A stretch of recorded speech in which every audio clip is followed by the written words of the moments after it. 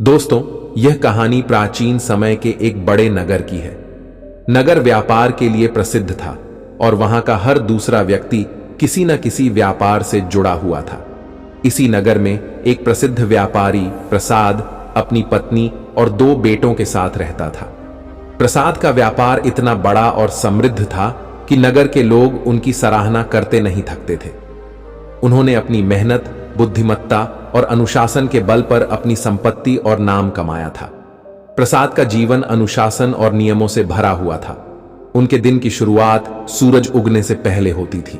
वह हर काम समय पर करते और अपने व्यापार को कभी भी हल्के में नहीं लेते। उन्होंने नगर में दूर दूर तक अपना व्यापार फैला रखा था।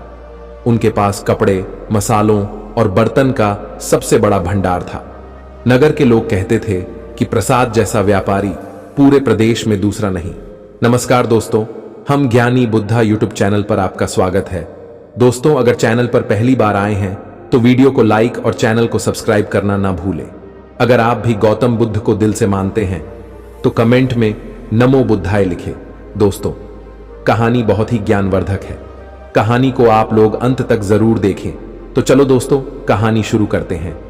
प्रसाद की पत्नी सुमन एक शांत और समझदार महिला थी। वह परिवार की देखभाल में हमेशा व्यस्त रहती। उनके 2 बेटे थे।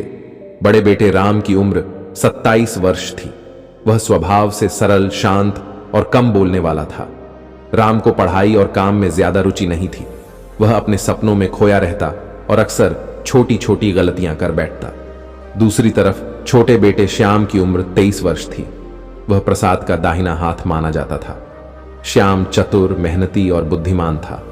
वह हर काम में तेज था और व्यापार के हर पहलू को बखूबी समझता था। प्रसाद अपने बड़े बेटे राम को लेकर बहुत चिंतित रहते थे। उन्हें हमेशा डर रहता कि उनके बाद राम व्यापार को संभाल नहीं पाएगा। वहीं श्याम की चतुराई और कर्मठता देखकर प्रसाद को उस पर गर्व होता था। घर का माहौल प्रसाद के स्वभाव के कारण काफी अनुशासनपूर्ण था। सुमन अक्सर राम की गलतियों को छिपाने की कोशिश करती, लेकिन प्रसाद उसे तुरंत डांट देते। राम, तुम्हें कुछ नहीं आता। तुम्हारी उम्र 27 साल हो गई है, लेकिन आज तक तुमने ऐसा कोई काम नहीं किया जिससे मुझे तुम पर गर्व हो सके। राम इन बातों को सुनकर गहरे सोच में पड़ जाता। वह जानता था कि उसके पिता उससे नाराज हैं, लेकिन वह समझ नहीं पाता था कि अपनी गलती कैसे सुधारे। हमेशा राम की तुलना अक्सर श्याम से की जाती थी। देखो श्याम को, उसने इतनी छोटी उम्र में ही व्यापार के सारे गुण सीख लिए हैं, लेकिन तुम्हारे भरोसे तो घर भी नहीं चल सकता। प्रसाद की ये बातें राम के आत्मविश्वास को तोड़ देती। राम के लिए यह सब सहन करना मुश्किल होता जा रहा था। वह हर दिन अपने आप से सवाल करता, क्या मैं इतना अयोग्य हूं? क्या मैं अपने पिता की अपेक्षाओं पर कभी खरा नहीं उतर सकता? राम ने कई बार खुद को साबित करने की कोशिश की, लेकिन हर बार वह असफल हो जाता।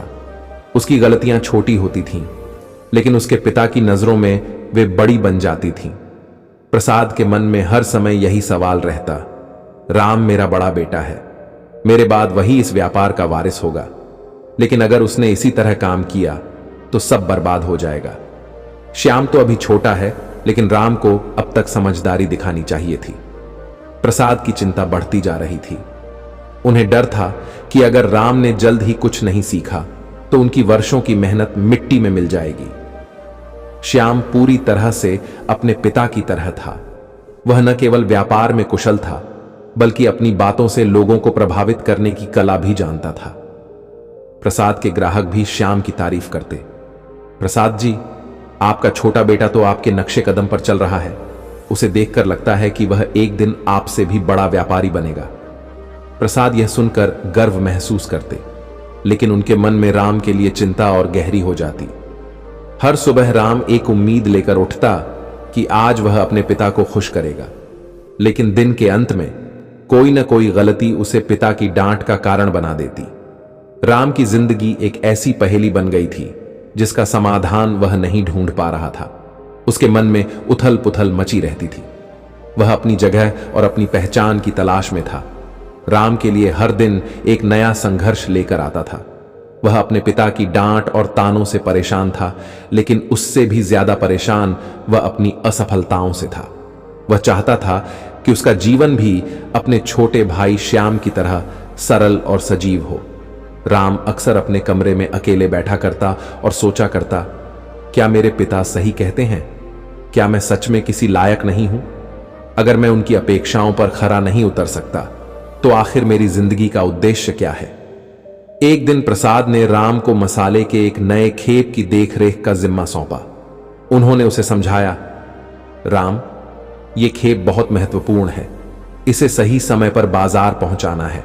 ध्यान रखना कि कहीं कोई गड़बड़ ना हो। मैं तुम पर भरोसा कर रहा हूं।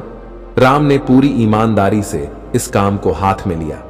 वह सुबह जल्दी उठा और मजदूरों को निर्देश देने लगा, लेकिन रास्ते में एक दुर्घटना हो गई। मसालों की बोरियां फट गईं और कुछ सामान खराब हो गया। जब प्रसाद को यह पता चला तो वह आगबबूला हो गए।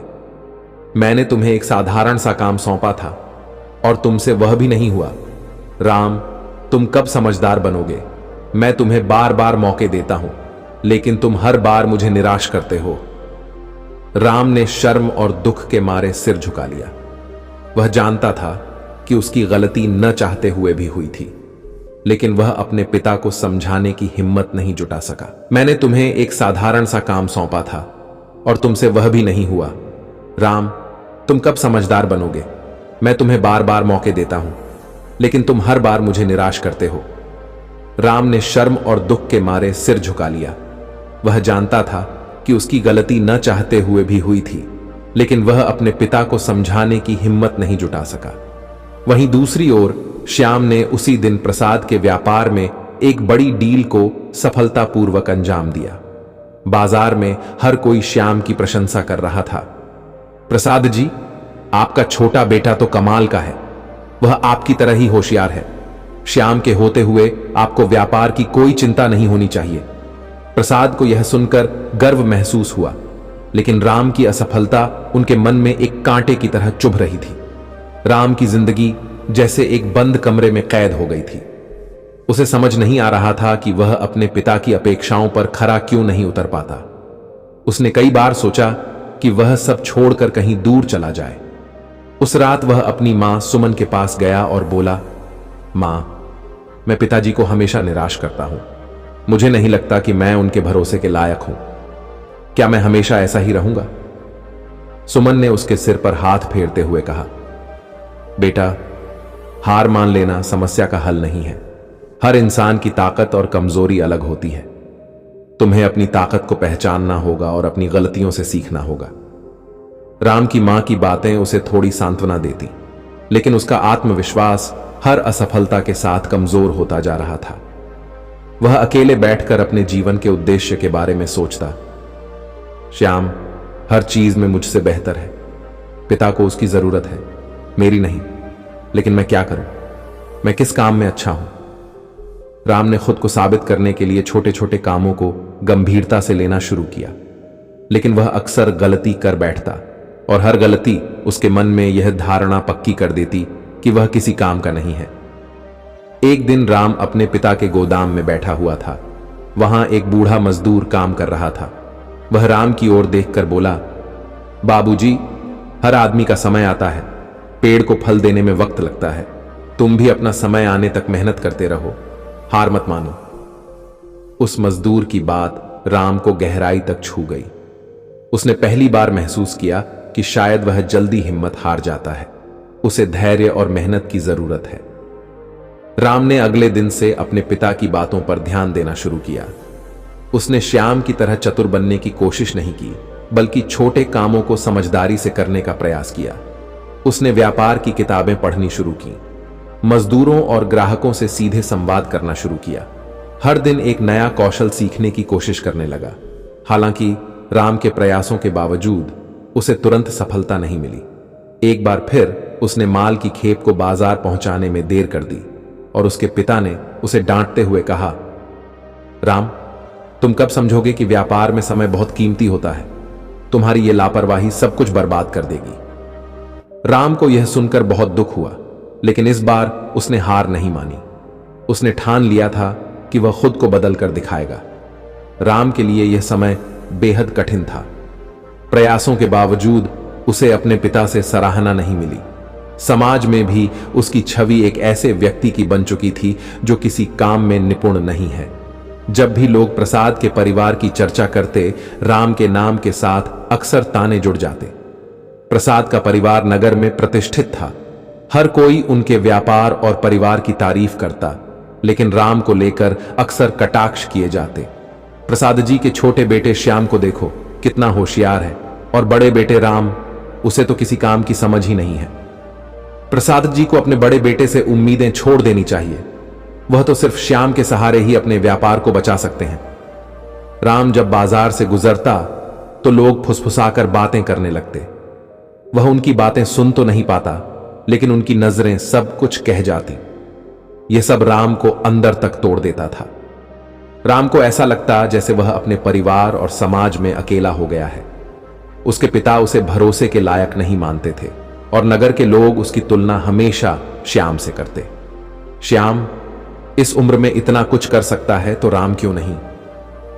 राम ने अपने दोस्तों से भी मिलना जुलना कम कर दिया था। वह अक्सर अकेला अपने कमरे में बैठा करता और अपने जीवन के बारे में सोचता।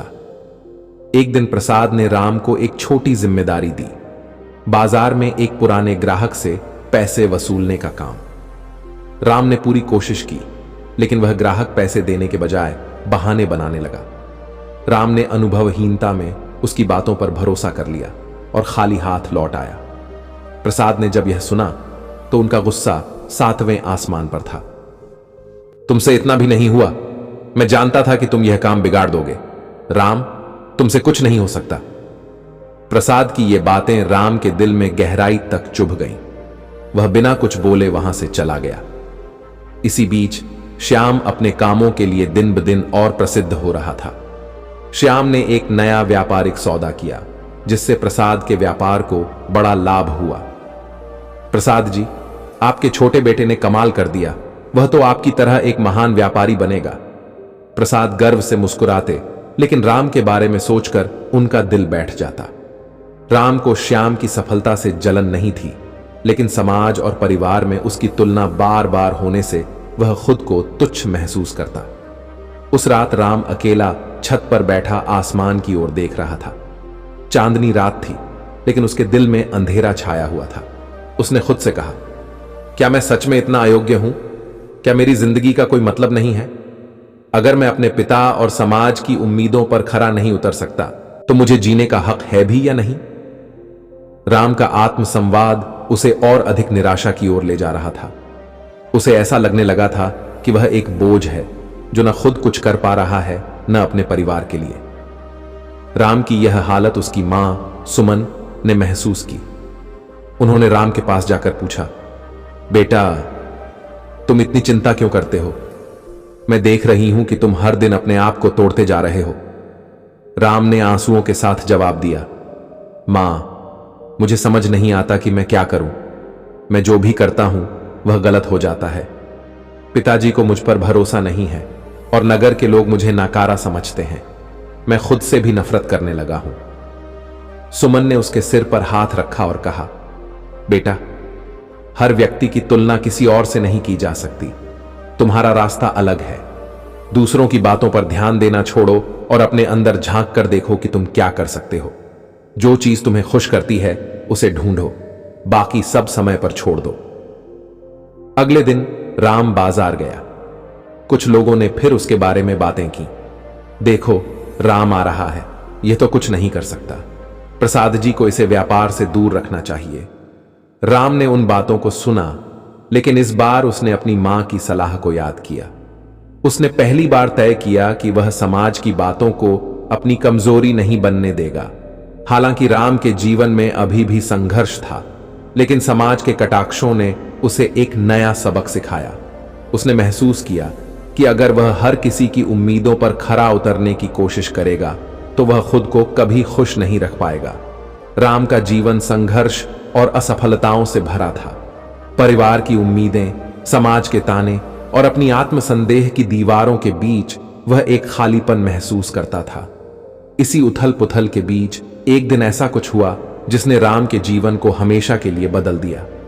उस दिन नगर के बाजार में हलचल थी। एक साधारण लेकिन प्रभावशाली व्यक्तित्व वाले व्यक्ति का आगमन हुआ। वह साधारण कपड़ों में था, पर उसकी आंखों में गहरी चमक थी। वह अजनबी, लंबा, दुबला पतला और शांत स्वभाव का था। नगर के लोग उसे देखकर हैरान थे। ये कौन हो सकता है? लोग आपस में फुसफुसाने लगे। उस अजनबी का नाम रुद्ध था। उसने बताया कि वह दूर दराज के इलाकों से व्यापार और जीवन के रहस्यों का ज्ञान हासिल करके लौटा है। लोग उसकी बातें ध्यान से सुनने लगे, क्योंकि उसकी आवाज में सच्चाई और अनुभव झलक रहा था। राम उस समय बाजार में ही था। उसने भी रुद्ध को देखा, लेकिन उसके पास जाने की हिम्मत नहीं जुटा पाया। वह अजनबी को देखकर सोचने लगा, क्या यह व्यक्ति भी मुझे कमजोर समझेगा या फिर मुझे किसी तरह से मदद कर पाएगा? राम वहां से चुपचाप चला गया, लेकिन रुद्ध ने राम को देख लिया था। उसके चेहरे पर छुपे दर्द और असुरक्षा को वह भांप गया। शाम को राम अकेला नगर के बाहर बने पुराने कुएं के पास बैठा हुआ था। वह सोच रहा था कि कैसे अपनी असफलताओं से छुटकारा पाए। तभी रुद्ध वहां आ पहुंचे। तुम्हारे चेहरे पर चिंता के गहरे निशान हैं, युवा, रुद्ध ने कहा। राम चौंक गया। उसने रुद्ध को ध्यान से देखा और पूछा, आप कौन हैं और मुझसे क्या चाहते हैं? रुद्ध ने मुस्कुराते हुए कहा, मैं सिर्फ एक यात्री हूं जो राह चलते कुछ सीखने और सिखाने की कोशिश करता है। लेकिन सवाल यह है कि तुम क्या चाहते हो? राम चुप हो गया। यह सवाल उसने खुद से कई बार पूछा था, लेकिन आज किसी और ने उससे यह सवाल किया था। राम ने धीरे धीरे अपने दिल की बात रुद्ध से कही। उसने बताया कि वह अपने पिता और समाज की उम्मीदों पर खरा नहीं उतर पा रहा है। उसने यह भी स्वीकार किया कि वह खुद से भी निराश है।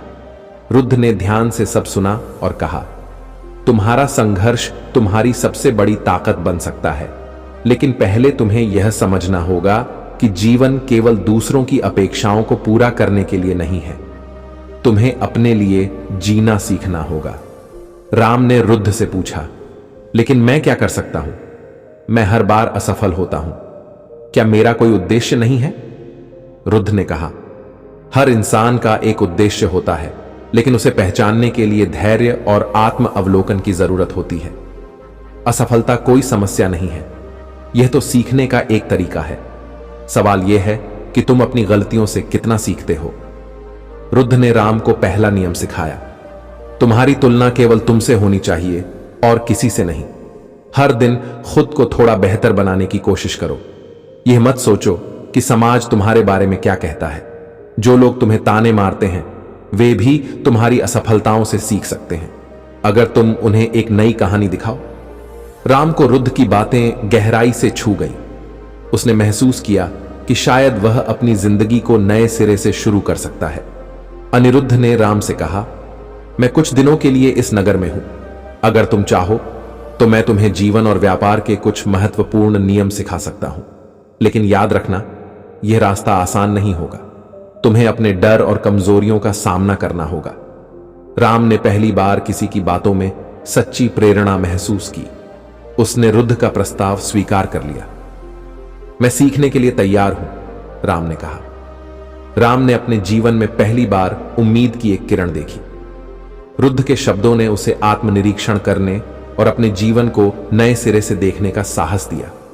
उसने तय कर लिया कि वह अपनी असफलताओं को पीछे छोड़कर एक नई शुरुआत करेगा। अगली सुबह राम ने रुद्ध से मुलाकात की। आज से तुम्हारी यात्रा शुरू होती है, रुद्ध ने कहा, लेकिन याद रखना, यह यात्रा बाहर से ज्यादा भीतर की है। जो बदलाव तुम्हें चाहिए वह तुम्हारे अंदर से शुरू होगा। रुद्ध ने राम को पहला नियम सिखाया, स्वयं की खोज। तुम्हें यह समझना होगा कि तुम क्या करना चाहते हो और तुम्हें क्या खुशी देता है। जब तक तुम क्या करना चाहते हो और तुम्हें क्या खुशी देता है। जब तक तुम अपने उद्देश्य को नहीं पहचानोगे, तुम्हारे प्रयास दिशाहीन रहेंगे। राम ने खुद से कई सवाल पूछने शुरू किए। क्या उसे व्यापार में रुचि है? क्या वह केवल अपने पिता और समाज को खुश करने के लिए यह कर रहा है? उसे किस चीज में सबसे ज्यादा खुशी मिलती है? राम ने अपने पुराने अनुभवों को याद किया। उसने महसूस किया कि उसे दूसरों की तुलना में खुद पर ध्यान देना चाहिए। मैं हर दिन थोड़ा थोड़ा सुधार करूंगा, उसने खुद से कहा। दूसरा नियम। रुद्ध ने उसे छोटे छोटे लक्ष्य तय करने के लिए कहा। हर दिन एक ऐसा काम करो जो तुम्हें तुम्हारे बड़े उद्देश्य के करीब ले जाए, चाहे वह कितना ही छोटा क्यों ना हो। रुद्ध ने राम को एक चुनौती दी। उसने कहा, आज बाजार जाओ और अपने पिता के पुराने ग्राहकों से बात करो। उनसे उनके अनुभवों के बारे में पूछो और यह जानने की कोशिश करो कि व्यापार में सफलता के लिए सबसे जरूरी बात क्या है। राम को यह सुनकर घबराहट हुई। अगर मैं कुछ गलत बोल दूं तो लोग मुझ पर हंसेंगे, उसने कहा। रुद्ध ने मुस्कुराते हुए जवाब दिया, लोग हमेशा बोलेंगे, लेकिन यह तय तुम्हें करना है कि उनकी बातें तुम्हारे कदम रोकेंगी या तुम्हें मजबूत बनाएंगी। राम ने साहस जुटाया और बाजार की ओर चला गया। बाजार में राम ने एक पुराने व्यापारी श्रीकांत से बातचीत की। राम, आजकल तुम यहां कम दिखते हो, क्या काम है? श्रीकांत ने पूछा। राम ने झिझकते हुए कहा, मैं यह समझना चाहता हूं कि आपने अपने व्यापार में इतनी सफलता कैसे पाई। कौन सी चीज सबसे ज्यादा मददगार रही? श्रीकांत ने गंभीरता से कहा, सुनो राम, व्यापार में सफलता का राज केवल दो चीजों में है, धैर्य और रिश्ते। अगर तुम्हारे ग्राहक तुम पर भरोसा करते हैं तो तुम्हें सफल होने से कोई नहीं रोक सकता। राम ने यह बात ध्यान से सुनी। यह उसकी पहली सीख थी, रिश्तों की अहमियत। पहला दिन, पहली जीत। राम ने बाजार में दो और व्यापारियों से बात की। उसने उनके अनुभवों से बहुत कुछ सीखा। यह छोटा कदम उसके लिए बहुत बड़ा था, क्योंकि उसने पहली बार अपने डर पर काबू पाया था। शाम को जब वह रुद्ध से मिला तो उसने अपने अनुभव साझा किए। मुझे लगा था कि लोग मुझे हंसाएंगे, लेकिन उन्होंने मेरी मदद की। यह मेरे लिए एक नया अनुभव था, राम ने कहा। रुद्ध ने उसे शाबाशी दी। यही शुरुआत है राम, हर दिन तुम खुद को थोड़ा बेहतर बनाओगे। छोटे कदम ही बड़े बदलाव लाते हैं। तीसरा नियम। राम ने अब अपनी दिनचर्या बदल ली थी। वह हर सुबह रुद्ध से मिलता और अपने अगले लक्ष्य के लिए तैयारी करता। दिन भर वह छोटे छोटे कामों पर ध्यान देता, जैसे ग्राहकों से बातचीत करना, व्यापारिक किताबें पढ़ना और अपने पिता की मदद करना। प्रसाद ने राम के व्यवहार में बदलाव देखा। हालांकि वह अभी भी राम पर पूरी तरह भरोसा नहीं कर पा रहे थे, लेकिन उन्हें यह देखकर खुशी हुई कि राम अब प्रयास कर रहा है। शायद राम बदल रहा है। सुमन ने मुस्कुराते हुए जवाब दिया, हर बदलाव समय लेता है, बस उसे थोड़ा और प्रोत्साहन देने की जरूरत है। चौथा नियम। रुद्र ने कहा, राम अपना आत्मविश्वास बढ़ाओ। कुछ हफ्तों में राम ने महसूस किया कि वह पहले से ज्यादा आत्मविश्वास से भरा हुआ है। वह अपने डर से लड़ना सीख रहा था। अब उसे समाज की बातों से ज्यादा फर्क नहीं पड़ता था। राम के जीवन में अब तक जो संघर्ष और असफलता थी, वह धीरे धीरे आत्मविश्वास और नई ऊर्जा में बदल रही थी। अनिरुद्ध के मार्गदर्शन ने राम को सिखाया था कि असफलता केवल एक पड़ाव है, न कि मंजिल। राम ने अब तय कर लिया था कि वह अपने पिता के व्यापार में अपनी एक अलग पहचान बनाएगा। रुद्र ने राम को सफलता का 5वां नियम सिखाया। एक सुबह रुद्र ने राम से पूछा, क्या तुमने कभी सोचा है कि व्यापार में असली सफलता कैसे मिलती है? राम ने जवाब दिया, रिश्तों और धैर्य से, जैसा आपने और श्रीकांत जी ने मुझे सिखाया। रुद्र ने सिर हिलाते हुए कहा, सही कहा, लेकिन एक और चीज जरूरी है, नवाचार। जो व्यापारी बदलते समय के साथ खुद को बदलना नहीं जानता, वह पीछे छूट जाता है। अब समय है कि तुम अपने व्यापार के लिए कुछ नया सोचो। राम ने अनिरुद्ध के इस सुझाव पर गंभीरता से विचार किया। उसने अपने पिता के व्यापार को ध्यान से देखा। प्रसाद का व्यापार पारंपरिक तरीकों पर आधारित था। उनका मुख्य कारोबार मसालों और अनाज की बिक्री था। राम ने महसूस किया कि नगर में छोटे व्यापारियों और किसानों को समय पर उचित मूल्य नहीं मिल पाता। वह सोचने लगा कि कैसे वह इस समस्या का समाधान कर सकता है। राम ने रुद्ध के साथ अपनी योजना साझा की। अगर हम सीधे किसानों से माल खरीदें और उन्हें उचित मूल्य दें तो वे हमारी ओर आकर्षित होंगे। साथ ही छोटे व्यापारियों को बेहतर दरों पर माल बेचकर हम एक नई ग्राहक श्रेणी भी बना सकते हैं। रुद्ध ने उसकी योजना की सराहना की। यह एक अच्छा विचार है राम, लेकिन इसे सफल बनाने के लिए तुम्हें लोगों का भरोसा जीतना होगा। सबसे पहले किसानों और व्यापारियों से बात करो और उनकी समस्याओं को समझो। राम अपनी योजना लेकर प्रसाद के पास गया। उसने पिता से कहा, पिताजी, मैं एक नई कोशिश करना चाहता हूं। अगर आप मुझे कुछ पूंजी और कुछ समय दें तो मैं इसे अमल में लाने की कोशिश करूंगा। प्रसाद ने थोड़ी देर सोचा। उन्हें राम पर पूरी तरह भरोसा नहीं था, लेकिन उन्होंने उसे मौका देने का फैसला किया। ठीक है राम, मैं तुम्हें 3 महीने का समय देता हूं। अगर तुम्हारी योजना सफल रही तो मैं तुम्हें अपने व्यापार का हिस्सा बनाने पर विचार करूंगा। राम ने अगले कुछ दिन आसपास के गांवों में घूमने में बिताए। उसने किसानों से बात की और उनकी समस्याएं समझी। किसानों ने शिकायत की कि बिचौलिए उनका मुनाफा छीन लेते हैं, उन्हें समय पर भुगतान नहीं मिलता, उनकी फसल को शहर तक पहुंचाने में कई मुश्किलें होती हैं। राम ने उनसे वादा किया कि वह उन्हें इन समस्याओं से राहत दिलाने की कोशिश करेगा। राम ने एक छोटे किसान समूह से पहली बार सीधे अनाज खरीदा। उसने उन्हें बाजार दर से थोड़ा ज्यादा भुगतान किया। यह खबर तेजी से अन्य किसानों तक पहुंच गई। राम तो बहुत अच्छे इंसान हैं, वे हमें हमारी मेहनत का सही दाम देते हैं, किसानों ने कहा। राम ने फिर इस अनाज को नगर के छोटे व्यापारियों को कम कीमत पर बेचना शुरू किया। व्यापारियों ने राम की ईमानदारी और उनकी नई योजना की तारीफ की। हालांकि राम को इस दौरान कई कठिनाइयों का सामना करना पड़ा। कुछ बड़े व्यापारी जो बिचौलिए थे, राम के खिलाफ हो गए। किसानों को समझाना और उन्हें भरोसा दिलाना आसान नहीं था। कई बार माल की डिलीवरी में देरी हुई, जिससे छोटे व्यापारियों ने नाराजगी जताई। लेकिन हर समस्या के साथ राम का आत्मविश्वास बढ़ता गया। रुद्ध ने राम को सफलता का छठा नियम सिखाया, धैर्य रखने और समाधान ढूंढने की सीख दी। 3 महीने के अंदर राम की योजना ने असर दिखाना शुरू कर दिया। किसान खुश थे क्योंकि उन्हें बेहतर मूल्य और समय पर भुगतान मिल रहा था।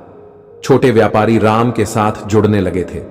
प्रसाद ने देखा कि राम ने जो कमाया उसमें नुकसान नहीं हुआ। राम ने पहली बार अपने पिता को गर्व महसूस कराया। प्रसाद ने कहा, राम, मुझे तुमसे यह उम्मीद नहीं थी। तुमने साबित कर दिया कि अगर दिल से कोशिश की जाए तो कुछ भी संभव है। श्याम, जो अब तक राम को कम समझता था, उसकी सफलता देखकर हैरान रह गया। हालांकि उसे राम की योजना पर थोड़ा शक था, लेकिन उसने अपने भाई की मेहनत को स्वीकार किया।